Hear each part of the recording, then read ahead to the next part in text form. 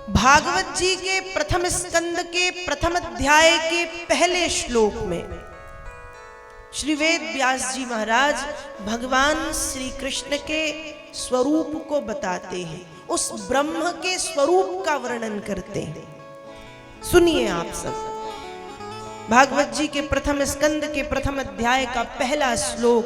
जन्माद्यस्य यतोऽन्वयादितरतस् चार्थे स्वभिज्ञः स्वराट् तेने ब्रह्म हृदय आदि कवये मुह्यन्ति यत्सूरया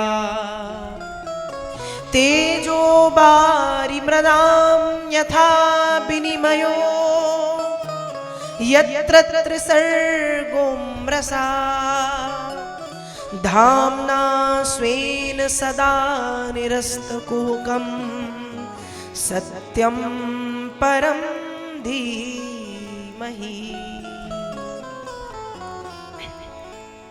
वेद व्यास जी लिखते हैं, जन्माद्यस्य, किसी वस्तु का प्रारंभ होता है, किसी वस्तु का, किसी तत्व का, किसी पदार्थ का प्रारंभ होता है, मध्य होता है और अंत भी होता है। समझने की कोशिश कीजिएगा, थोड़ी क्लिष्ट है लेकिन समझ जाएंगे। जन्माद्यस्य, किसी वस्तु का प्रारंभ, फिर मध्य, फिर अंत। जैसे हमने विद्यारंभ की, पढ़ाई शुरू की तो शुरुआत हुई पहले, फिर मध्य में पहुंचे हम और अंत, परीक्षा हुई, परिणाम मिल गया। किसी कार्य का प्रारंभ हुआ, किसी कार्य के मध्य में हम पहुंचे और फिर अंत हो गया।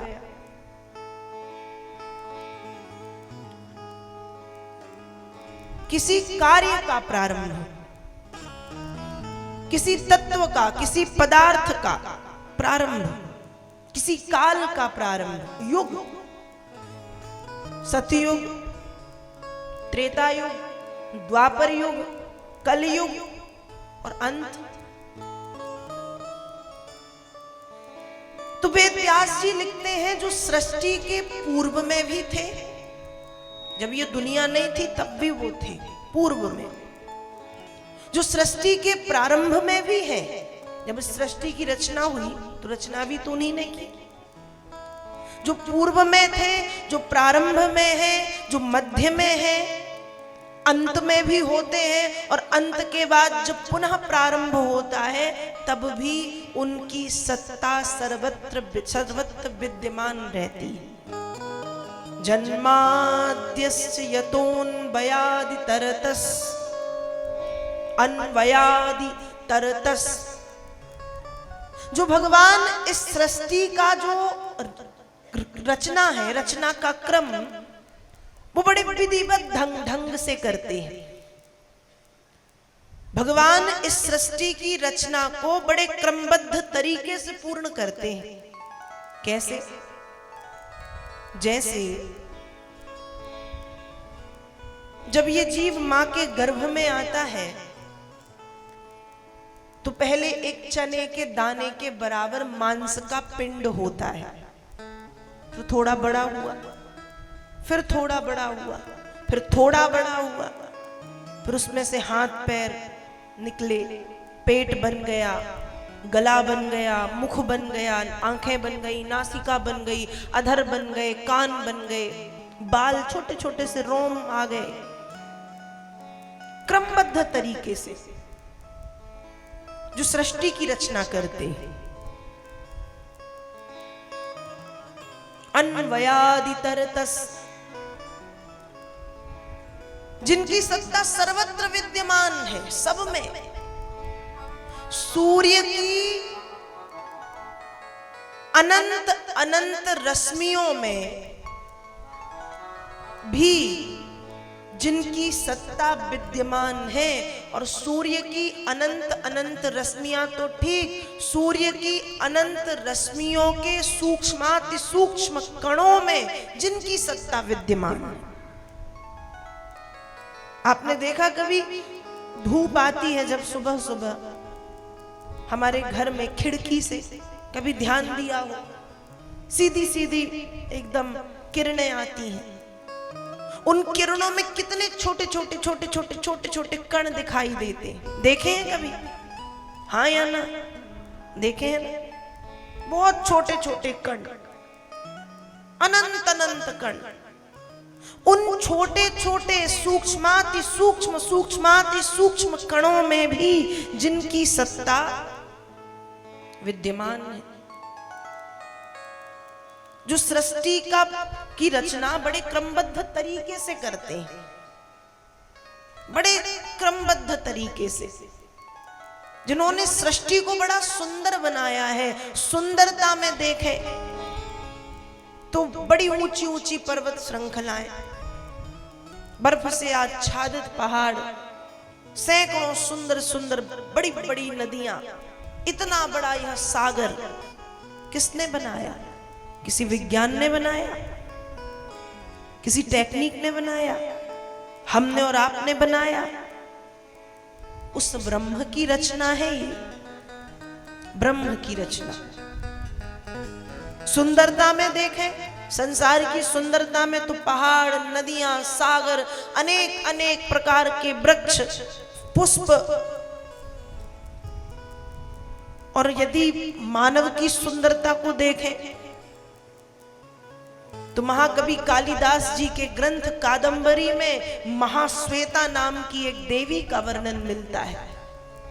कहा जाता है कि जब महाश्वेता भगवान शंकर का पूजन करती थी बैठ करके सफेद वस्त्र पहन के,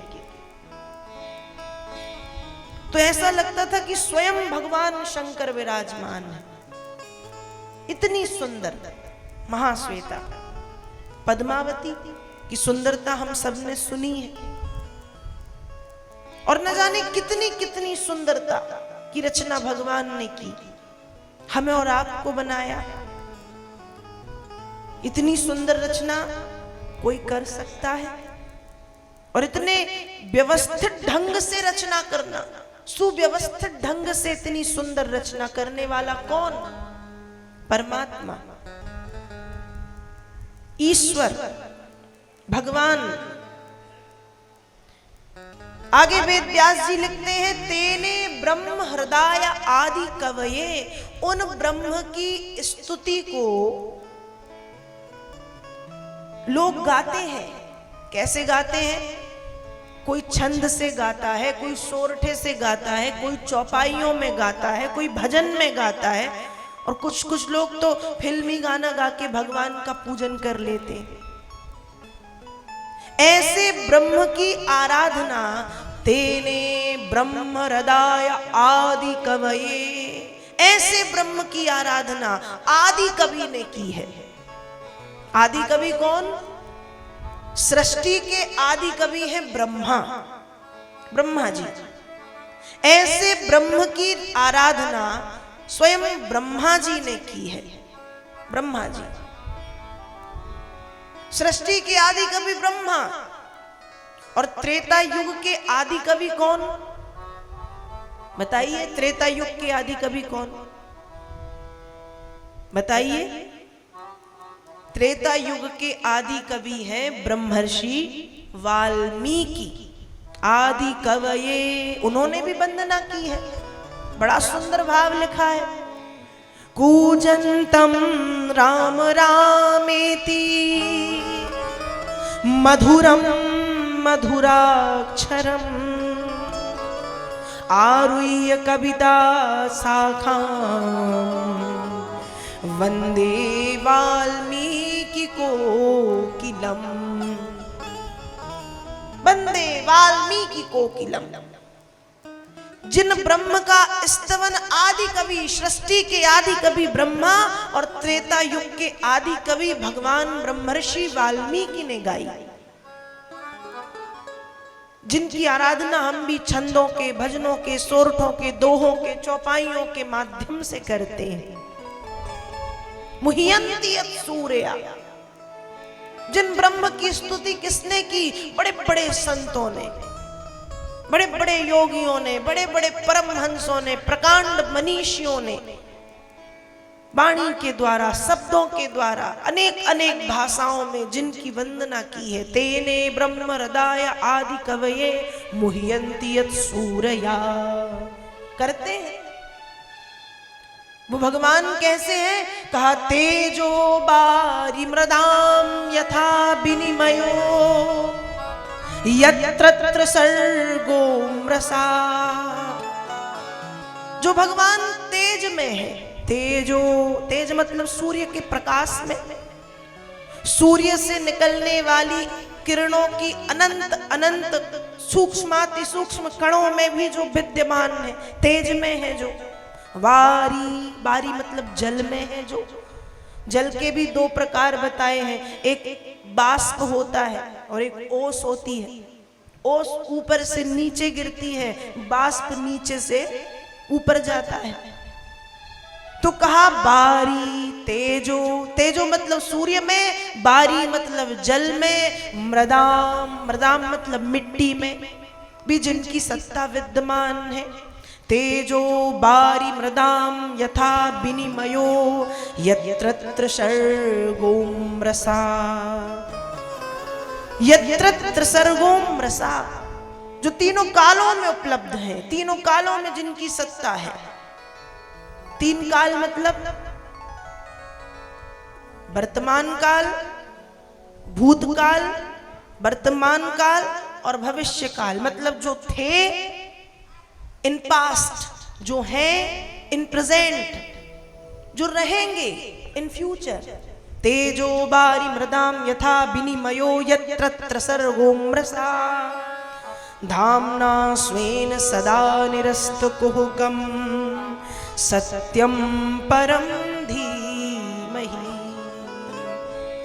वेदव्यास जी महाराज ने उन ब्रह्म को परम सत्य कहा है। सत्यम परम धीमहि। हे भगवान, आप परम सत्य हैं, आप त्रिसत्य हैं। परम सत्य, सत्य सत्य सत्य सत्य कह करके वेदव्यास जी महाराज श्रीमद् भागवत के प्रथम अध्याय के प्रथम स्कंद के प्रथम अध्याय के पहले श्लोक में भगवान के स्वरूप को बताते हैं और भगवान की वंदना करते हैं।